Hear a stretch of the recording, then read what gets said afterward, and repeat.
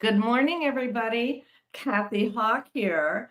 I bet you when you read that title that I wrote today about, and it from Gary's blog, growing into your coffin, I bet you thought, like, what is she doing? Well, Gary is hard of hearing, and he wears, really state of the art hearing aids, of course.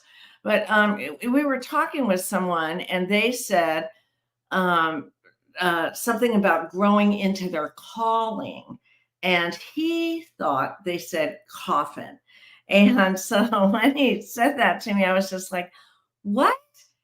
And then it spurred this amazing discussion between the two of us about what is it in our future when one of us wants to expand, me, and uh, shrink Gary in terms of retirement or stepping away from coaching and really going into retirement. And it opened up this wonderful, wonderful talk about the differences. And that's what, when you read his, let's do it over here, Growing into Your Coffin, it's really short on Friday. And then it talks about that his intentions, we were talking about right sizing, going from a larger, much larger, and to actually two locations with an external office pre-COVID, into a more compact space.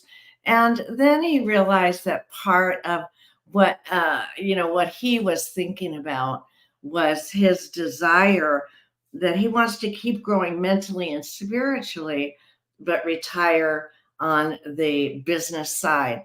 It's a wonderful discussion, and one that I would say this week that you have with your partners, family, kids, business, whatever, is what does it look like when you change your shape and form? It's when you morph. And how do we do that and respect both people's visions? Well, the card that matches that in the clarity deck is choosing appreciation versus blame. And it's on the heart, it's green, and it says this: appreciation means gratefully recognizing differences, valuing the power of differences to expand creativity and flow. The focus on finding fault, that would be blame, and criticism causes stagnation and resistance.